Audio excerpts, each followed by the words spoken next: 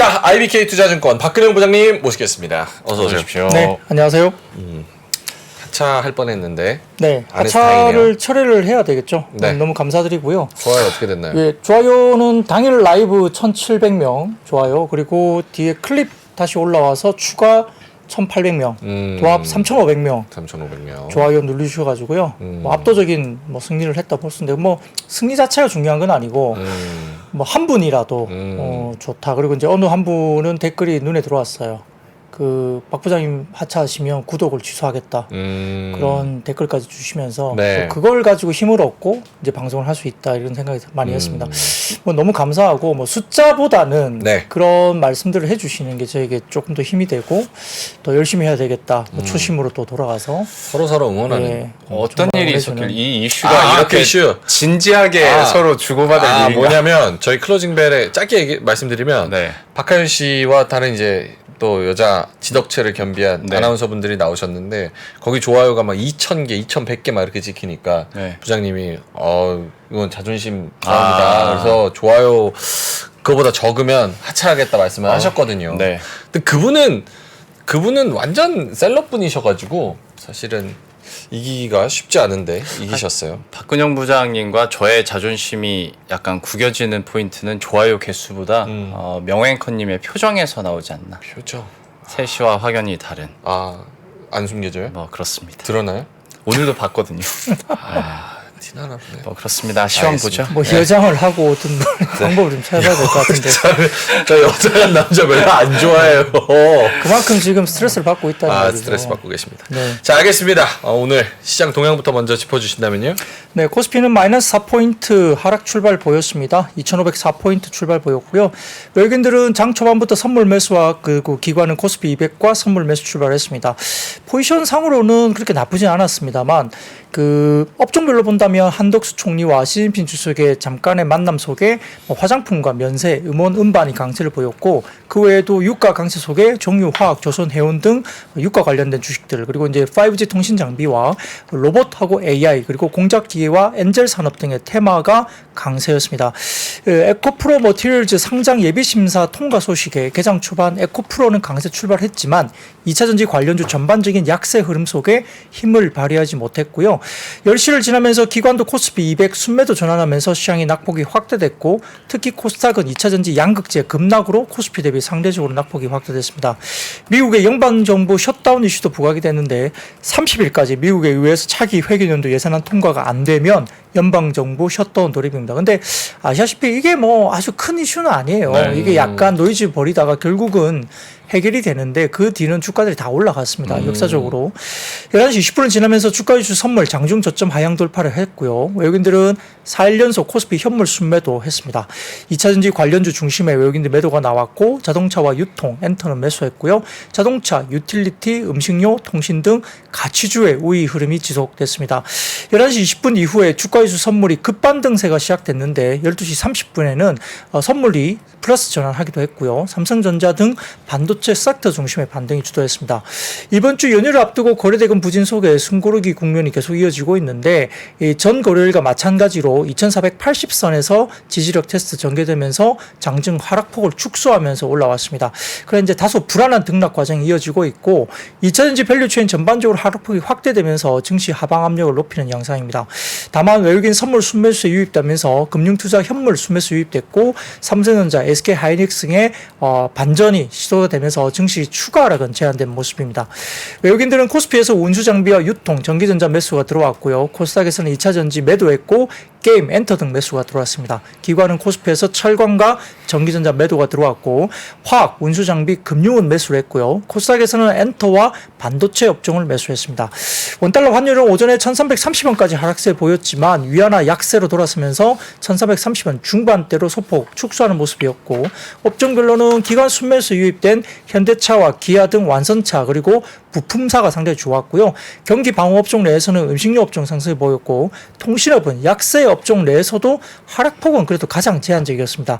반면 2차 전지 밸류체인 전반적으로 급락이 나타났고 철강, 금속, 화학이 각각 하락했고요. 전기전자 경우에는 삼성 SDI와 LG 에너솔루션 등의 주요 배터리 셀 업체 약세도 삼성전자 상승 전환, SK 하이닉스 하락폰 회복이 되면서 업종 추가 하락은 제한됐습니다.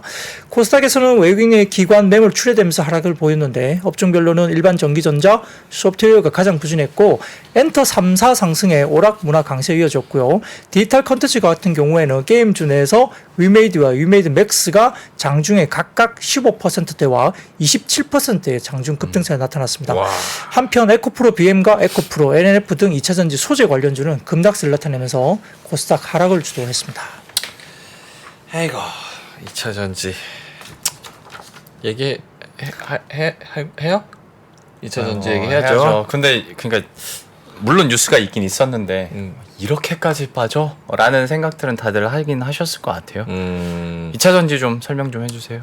네, 오늘 사실 2차 전지가 너무 많이 빠져가지고 뭐 일단 뭐 어떻게 언급을 해야 될까? 뭐 최근에 이제 사실 좀 썩 좋지 않은 분위기 그리고 네. 이제 외부 환경도 조금 부정적인 이슈가 많았다는 이야기는 조금 지난주에도 몇 번 반복적으로 말씀을 드렸던 것 같은데요.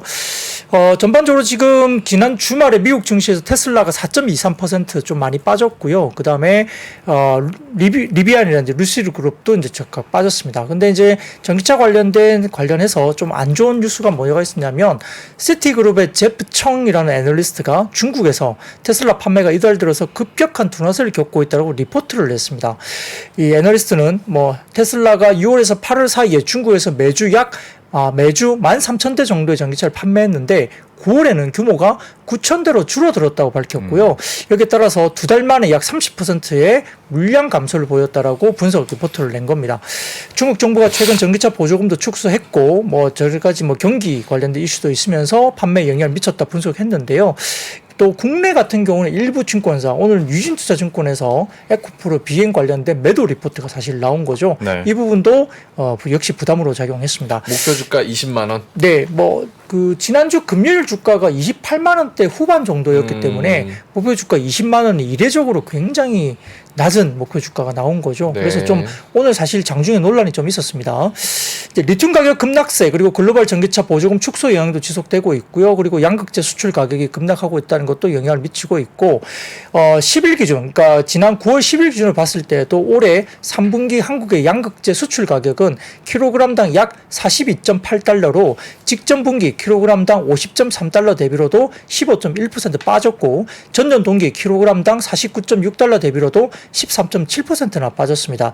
유진투자증권은 이 부분에 대해서 에코프로비엠의 리튬 가격 하락으로 인한 양극재 판가 하락으로 3분기 영업이익이 전년 동기 대비 역성장할 것으로 전망했습니다. 그래서 이런 영향이 좀 있었는데 자, 유진투자증권의 리포트를 좀 보면 판가 하락 반영해서 실적 하향을 하고 리튬 가격 안정화에 시간이 필요하다. 그리고 3분기 영업이익을 전년 대비 41%나 감소 추정을 했습니다. 그래서 목표가를 20만 원 제시했기 때문에 금요일 종가 기준이 28만 원 중후반 가격이어서 이거는 네. 그냥 팔아라는 이야기겠죠. 3분기 영업이익이 작년 동기 대비해서 역성장한다고요? 네. 그렇습니다. 그래서 국내 업체들 양극재 공격적인 증설로 마진율도 상승이 제한될 것이라고 평가를 했고 그래서 현 주가는 너무 지나치게 낙관적인 시나리오를 반영한 수준이라고 언급을 하면서 여전히 비싸다고 언급했기 때문에 좀 이례적으로 상당히 공격적인 매도 리포트를 사실 유진투자증권 낸 겁니다. 네. 자, 이제 뭐 밸류에이션을 어떻게 했는지 이거는 뭐 유진투자증권의 뭐 생각이기 때문에 해당 애널리스트 생각이죠. 원래 뷰가 좀 보수적인? 네, 원래 보수적이기도 했지만 다소 좀 그 밸류에이션 작업도 상당히 좀 공격적으로 안 좋게 쓴 것 같아요. 그래서 제가 그거는 이야기를 좀 들을 텐데, 네.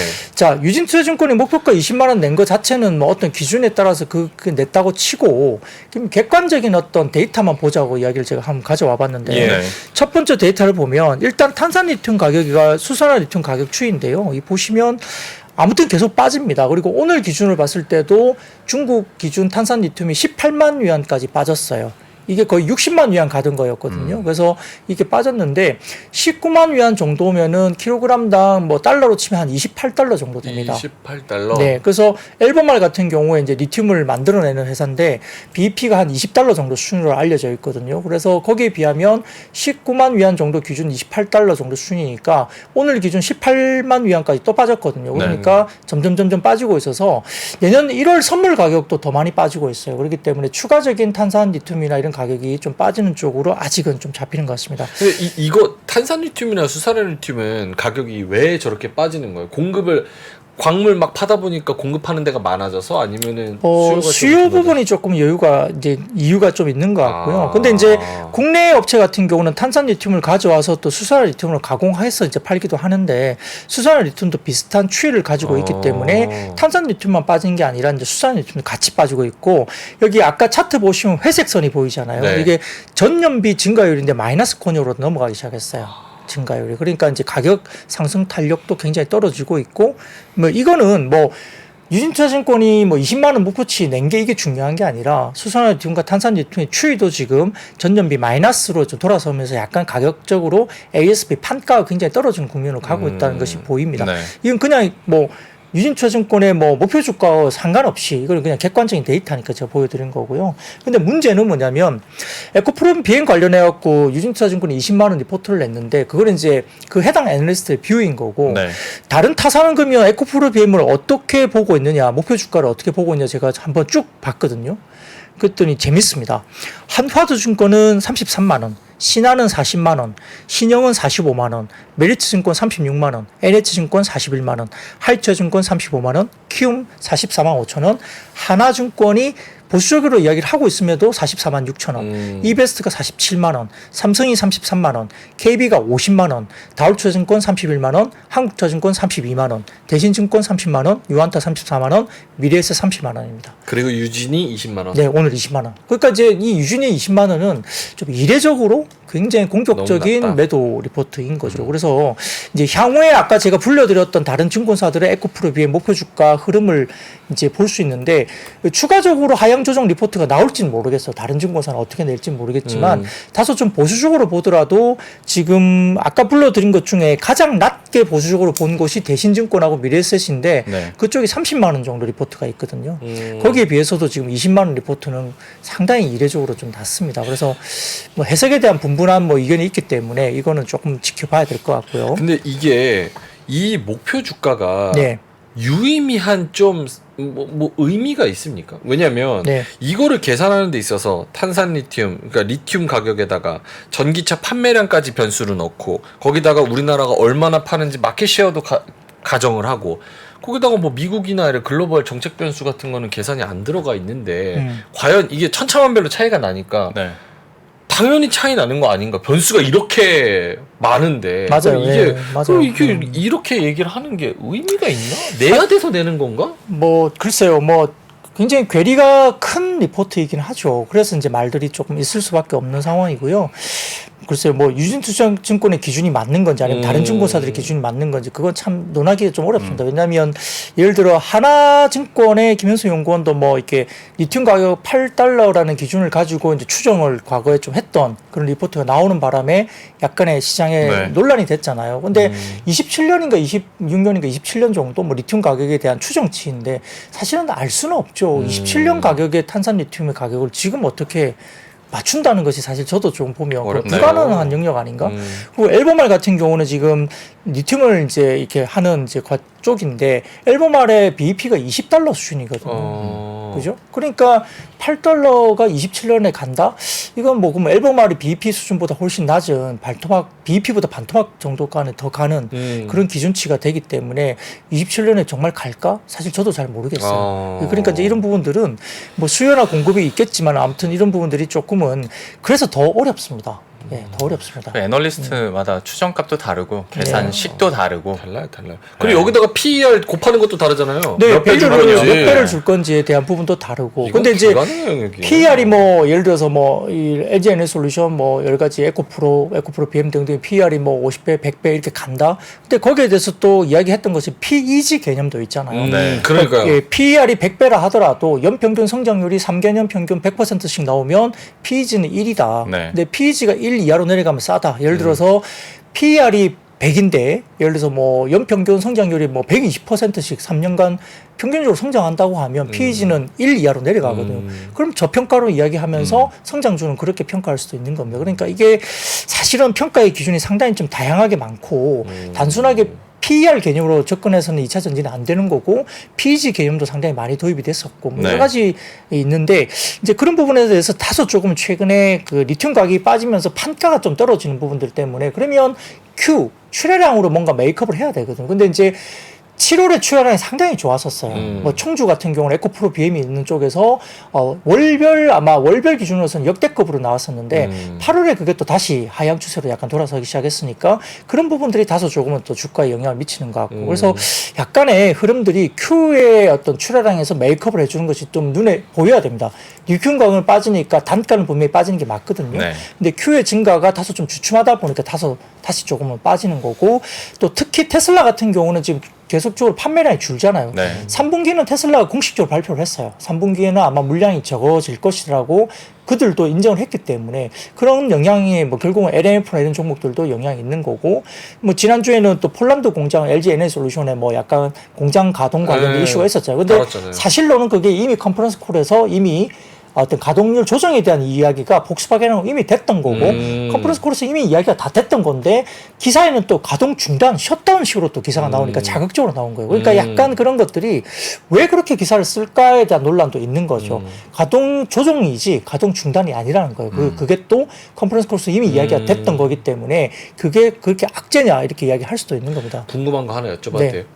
여기 이 증권사에서 네. 또 기관에 계시니까 증권사에서 이렇게 뭐 예측하기 굉장히 힘든데 요렇게 목표 주가나 뭐 여러 가지 리포트들을 내놔야 되는 거는 네. 그런 분위기가 있습니까? 이거 뭐 지금 요 주식이 A라는 주식 핫하니까 뭐 이렇게 대충 계산해 가지고 해서 목표 주가 하나 이렇게 던져봐 주간대로 그런 게 있어요? 아, 큰일 날 소리죠. 그건 아니에요? 네, 네. 아, 저는 돌아가는 네, 상황 네. 아무것도 모르니까 뭐, 제가 왜 이 질문을 드리냐면 많은 분들이 기관에서 무언가가 장치가 있어서 혹은 뭐 관계가 있어서 뭐를 어떻게 뭐 내놓을 수도 있지 않겠냐 이런 의심을 하는데 저도 그렇고 돌아가는 사정을 모르니까 또 그거는 완전 독립적인 부분이고 아 그다음에 설사 그 안에서도 이제 마케팅하는 부서와 그렇죠. 또 애널리스트 분석하는 또 부서와도 다르죠. 완전 이렇게 분리되어 있기 때문에 섹터마다 또 다 다르고. 네, 그 부분에 대해서는 노터치. 그렇죠. 그러니까 되게 조심스러워요. 우리가 뭐 저도 애널리스트가 아니고 애널리스트가 양심에 맞게 본인의 기준에 따른 양심에 맞는 리포트를 내야 되는 거죠. 뭐 내가 그렇게 하고 있다고 저는 믿고 싶습니다. 터치를 하면 그리고 네. 불법이에요. 네. 그래요? 네. 그래서 뭐 그 평가의 잣대에 대한 부분들은 다를 수는 있죠. 그 뭐 애널리스트마다 본인이 생각하기에 적정 PER 밸류에이션을 곱할 때 뭐 본인의 기준이 다르다면 그건 어쩔 수 없는 거고요. 그런데 이제 그걸 뭐 했을 때 이렇게 천차만별을 냈을 때 누가 그러면 합리적으로 맞췄느냐는 시장이 결국 가격의 말을 해주는 거죠. 그렇죠. 못 맞추면 그 애널리스트는 결국은 이제 뭐 평가에서는 도태가 될 것이고 맞추게 된다면 그 애널리스트는 평가에서 아주 좋은 평가를 받게 되겠죠. 그러면 잘 맞추면 인센티브가 있어요? 그것까지는 모르겠어요. 그거는 아니고. 예. 근데 이제 뭐 잘 맞췄다고 해서 당장 인센티브를 주지는 않겠죠. 아 만약에 네. 제가 애널리스트인데 잘 맞춘다 그래서 인센도 없고 못 맞춘다 그래서 뭐 별로 그렇게 불이익이 없으면 네. 그냥 이거 그냥 제가 양극재 얼마야 이거 대충 27년 몸값도 올라가고. 네? 8불 근데 이제 할것 같아요. 뭐 어떤 그 부분에 대해서 만약에 정말 뭐 표현이 이상합니다. 잘 맞춘다는 것도 또 표현이 이상해요. 네, 예. 근데 어쨌든 어떤 분석이 그 시장에 통하고 그 사람의 어떤 분석에 대해서 시장이 충분히 그렇죠. 영향력이 있고 그거에 대해서 뭐 반영이 돼서 가격이 갔다. 그러면 이제 풀이라고 해가지고 이제 애널리스트는 이제 풀을 받게 되고 거기에 따라서 이제 평가가 돼요. 뭐 예를 들어서 어떤 섹터에 뭐 1위부터 뭐 10위까지 이렇게 쭉 풀 평가가 아마 받을 거예요. 네네. 그러면 베스트 애널리스트가 나오겠죠. 아, 거기 내부에서.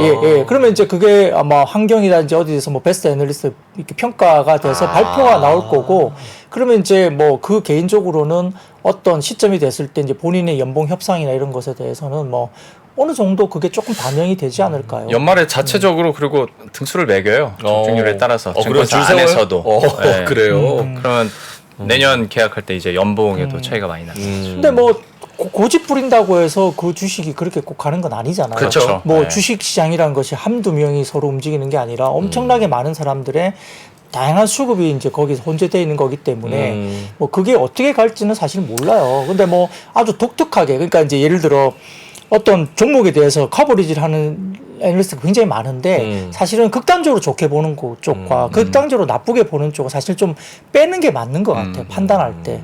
예, 빼는 게 맞는 것 같아요. 알겠습니다. 그러니까 그런 부분들은 뭐 저희가 투자할 때 어떤 부분에 대해서 좀 평가를 해야 되겠지만 네. 뭐 모르겠습니다. 근데 2차 전지 그래서 어려운 것 같아요.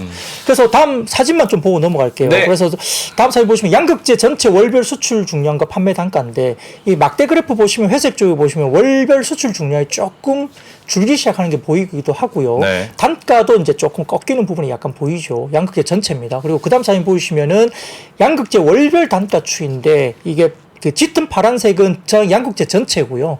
그다음에 NCM과 NCA가 이렇게 서로 나뉘어서 서로 그래프가 그려져 있는데 아무튼 최근에 들어서는 6월 이후로 좀 하향 추세 쪽으로 좀 접어들고 있어요. 그래서 리튬 가격의 하락이 이제 반영되고 있고, 리튬 가격의 하락은 평균 판매 단가의 ASP의 3개월 정도 또 레깅이 됩니다. 그러니까 지금 리튬이 빠지면 단가는 한 3개월 정도 뒤에도 더 빠질 걸로 볼 수 있으니까 4분기도 좀 보수적으로 봐야 되는 거 아니냐 이런 생각을 사실 할 수는 있습니다.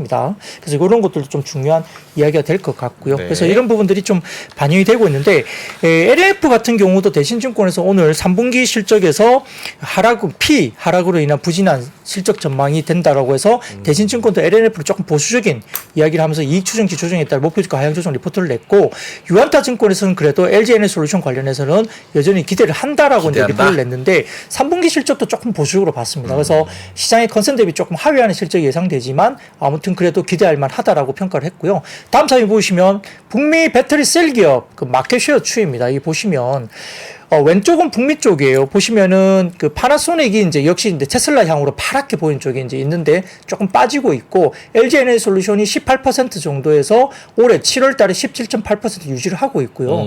13.9에서 17%로 올라가는 게 CATL이 좀 많이 올라갔죠. 확실히 CATL의 약진이 북미 쪽에서 보입니다.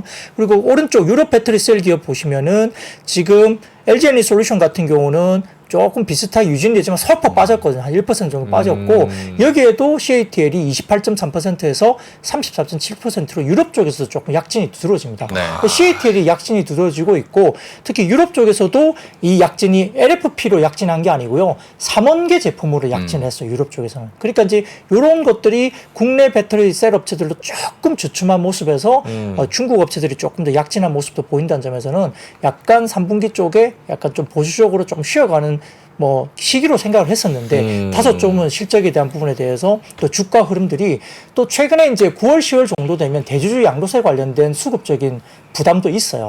그러면 이제 올해 많이 번 분들은 좀 줄여야 되는 시기가 이제 다가오거든. 그러니까 조금 던지다 보니까 또 주가 빠지면 또 거기에 대해서 좀 줄이는 어떤 양도세 관련된 10억, 대주주 관련된 쪽도 좀 줄이는 투자가 좀 나오지 않을까 그런 생각도 들고요. 뭐 여러 가지 또 많이 빠지다 보면 신용 물량, 뭐 CFD 계좌 뭐 이런 것들도 이렇게 튀어나올 수 있는 부분이기 때문에 수급이 조금은 더 악재로 물리지는 않은가 이렇게 싶습니다. 시간을 좀 많이 썼는데 저희가 오늘 그 가장 핫한 종목 중 10개 있으면 상위 5개가 다 2차 전지여가지고 네. 한번 좀 비중 있게 다뤄봤고요. 국경절속, 유커 소비 기대감 등의 중국 소비주 상승 전반적으로 다 좋았죠? 네, 뭐 지금 시진핑 국가주석과 그다음에 한덕수 국무총리가 일단 26분간 양자회담을 진행했다고 보이는데요. 이게 지난해 11월 발리에서의 한중 정상회담 가진 뒤 10개월 만인데, 일단 뭐 시진핑 주석이 한국에 올지 안 올지는 잘 모르겠습니다. 이제 기대감을 갖고 기사는 나오긴 했는데 네. 약간 그 기대감에 대한 부분들은 뭐 현실 가능성은, 실현 가능성은 조금 지금은 조금 더 지켜봐야 봐야 될 것 같은데 아무튼 이렇게 이제 한중 관계 관련된 부분들이 이제 면담을 했다 이런 이야기가 나오면서 그렇고요.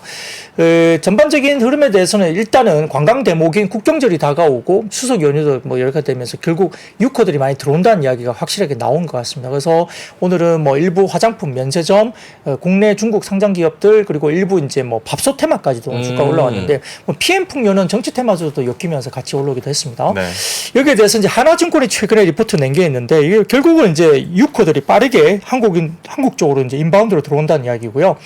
리포트 제목이 요커 좋았어 영차 이게 요즘에 이제 자 요즘 핫한 그런 핫한 유행어죠. 예, 그래서 제목이 그렇게 돼 있어요. 이렇게 돼 있는데 지금 첫 번째 사진 보여주시면은 인천공항 월별 일본과 중국의 운항 편수입니다. 이 보시면은 약간 이 그린색이죠. 그린색 왼쪽에 보시면 그린색으로 들어오는 게 이제 일본 편 운항 일본. 편수예요. 네. 일본은 거의 2019년 거의 다 회복을 다 했어요. 그리고 그래요. 회색 부분은 중국 쪽입니다. 운항 편수가 급격하게 올라오고 있는데 2019년 따라잡을 기세로 쫙쫙 올라옵니다. 오른쪽 보시면 월별 일본과 중국의 방한 입국자 수인데요. 역시 일본 쪽은 꽤 많이 따라잡았고요. 중국 쪽은 회색 그래프인데 아직은 좀 올라오고 있지만 한 40%, 뭐 50% 이 정도 올라오고 있습니다. 그래서 확실히 좀 올라오는 부분인 것 같고요. 그 면세 쪽은 메이저 면세 사업들이 인천공항 임차료가 부담이 완화됐습니다. 계약에 대해서 과거와 계약 조건이 좀 다르게 워낙 이제 힘들다 보니까 계약 네. 조건을 달리해서 면세점들이 좀 더 유리한 쪽으로 계약을 했고요. 그다음에 개별 여행객들이 많이 좋아지니까 면세점 쪽의 영업이익률이 좋아지는데 보따리상 딸공들이 많이 되면은 한 자리 숫자 초반까지 떨어지는 영업이익률이 개별 여행객 많아지면은 뭐 9에서 10%까지 영업이익률이 올라간다 볼 수 있겠고 하나증권에 따르면 호텔신라 영업이익이 2019년 수준 대비 1,000억 이상 증가할 것으로 추정까지 했습니다. 다음 사진 보시면 면세점 시장 규모의 성장률인데요. 하나증권에서는 지금 면세점 시장 규모가 23년 회복 국면에 들어버들면서 24년도부터는 19년 대비 거의 이제 따라잡을 것으로 보는 것 같고 25년도에는 아마 19년보다 훨씬 더 뛰어넘는 면세점 성장률 볼 수 있을 것 같습니다. 그리고 호텔신라 시내 면세점과 영업이익 추이인데요. 역시 영업이익률이 거의 10%에 근접하는 영업이익률까지도 올라올 것으로 하나증권에서는 추정을 했습니다. 다음 사진 보시면은 면세점 시장 딸공과 관광객 매출 추이 전망인데요. 이 보시면 그 다음 사진 보시면 네. 이 파란색 보이는 이렇게 회색으로 보이는 게 딸공 쪽의 흐름이고요. 그 다음에 약간 파란색으로 보이는 게 이제 관광객, 국내 일반 관광객입니다. 그래서 실선이 딸공 비중인데 딸공 비중이 확실히 줄어들고 있죠. 그래서 관광객 수가 일반 개별 여행이나 단체 관광이 많아지면 딸공이 많이 이제 점유를 할 때보다는 영업이익이 올라갈 수밖에 없습니다. 네. 화장품 같은 경우는 역시나 이제 우리가 뭐 중소형 화장품 중심으로 H&B 중심으로 성장한다 이야기 됐는데 다음 사진 보시면 상반기 주요 기업들의 국내 매출 성장률 비교입니다. 네. 과거에도 보여드린 적이 있는데 올리브영이 40%대 성장을 계속하고 있고요. 아이패밀리 SC가 40% 성장 여전히 하고 있고 클리오 성장 30%대 그리고 에이블 CNC 17% 성장. 그래서 에이블 CNC가 이제 안 판다까지 이야기 나오죠. 그래서 엘리자베스 올슨 이야기를 하면서 웨인크님이 얼굴을 붉혔던 이야기 우리가 기억하고요.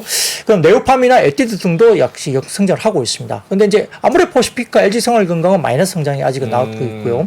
그 다음 사진 보시면은 상반기 주요 기업들의 채널별 회복률인데요. 이 보시면은 H&B 같은 경우는 139%, 157%, 22년 대비로도 19년 대비로도 굉장히 H&B 성장 많이 했죠. 결국은 이 성장은 올리브영으로 성장을 대부분 했다는 걸 볼 수 있겠고요. 가두점은 2019년 대비로는 37% 정도밖에 안 됐어요. 그리고 면세점은 38% 아직 멀었죠. 그러니까 결국 성장으로 본다면 19년 대비로는 H&B, 올리브영의 성장이 거의 주도했다 보시면 됩니다. 그러니까 네. 중소 브랜드가 많이 성장할 수밖에 없고 또 오른쪽 보시면 한국 화장품의 비중국향 수출액 추익도 쭉쭉 올라오는데 23년은 8월까지의 누계입니다. 이 보시면은 2022년 보더라도 확실히 비중국 수출액이 8월 누적이 아직까지 이렇게 돼 있지만 상당히 많이 올라오겠죠. 연간으로 따지면. 그래서 상당히 좋다고 보시면 될 것 같고요. 다음 사진 보시면은 기업 브랜드별 그러면 올리브영 채널 비중입니다. 이 보시면 그 다음 사진 보시면 올리브영 채널 비중이 어디가 높습니까? 에뛰드, 에스쁘아, 클리오, 아이패밀리 SC, 네오팜 이쪽이 올리브 쪽에 올리브영의 채널이 상당히 비중이 높죠. 네. 그러니까 이쪽에서 성장률이 많이 나오는 거예요. 아무래 퍼시픽과 그다음에 아무래 G 이런 쪽은 3에서 40%, 그쵸. 4%가 안 됩니다. 그래서 LG생활건강 3% 별로 안 되죠. 애경산업 2% 별로 안 됩니다. 그러니까 이 때문에 이제 중소형 브랜드들이 좋다라고 말씀드릴 수 있습니다. 그 웨인 카지노 같은 경우도 지금 이미 파라다이스도 2분기에 일본 VIP 관련된 카지노 드랍액은 이미 2019년 넘어섰습니다. 카지노 같은 경우. 그래서 파라다이스 같은 경우도 그렇게 좀 보이고요. 그 외에도 이제 중국인들이 이제 많이 들어오면 카드를 어디서 많이 쓰냐? 화장품도 많이 사지만 국내에서 강남 가가지고 피부과 많이 들린다. 이야기 네. 많이 하죠. 그래서 다음 사진 띄워주시면 삼성증권에서 이야기 나오는데요. 미용 성형 기업들의 주요 포트폴리오, 그래서 하이프, 그 다음에 RF, 그 다음에 마이크로니들, 레이저, 홈케어 등등 어떻게 포트폴리오 가지고 있는지 쭉 보시면 알 수 있을 것 같고요. 이제 이건 참고로 하십시오. 네. 그리고 다음 사진 보시면 삼성증권의 미용 성형 업체별 해외 진출 현황인데요. 각 기업마다 하반기 이후에 해외 진출을 어떻게 진행될 것인지, 해외 진출 모멘텀과 관련된 부분들을 뭐 쭉쭉쭉 미용기기나 톡신 필러 그 외에 이렇게 보시면 좀 참고를 하시면 될 것 같습니다. 오케이, 알겠습니다. 이렇게 미용, 의료 플러스 화장품 등등 말씀을 해주셨고 1분도 안 남았는데 한 50초 남았는데 이거 엔터 어떻게 갈까요? 핵심만? 네네. 하나증권 엔터테인 업종에 대해서 오늘 이야기를 많이 했는데 컴백이 나오겠죠. 8, 9월 컴백 이벤트가 다소 부재했지만 10월에는 6일에 NCT 127, 그 다음에 13일에는 TXT 아이브, 그 다음에 23일은 세븐틸 컴백이 계획되어 있고요. TXT는 이미 예약 주문 8일 만에 선주문 기준으로 전작인 234만 장 상회했습니다. 그리고 뭐 전반적으로 컴백 주기가 10월, 11월이 가장 큰 실적 상의 모멘텀이 될 것 같고 스트레이키즈를 포함한 타 아티스트를 컴백 감안하면 연간 앨범 판매량은 1억 2천만 장, 전년 대비 50% 플러스가 될 것 같습니다. 다음 사진 보이시면 2023년 8월 누적 앨범 판매량인데요. 8월 누적까지는 7,888만 장, 그 전년비 49% 성장했고요.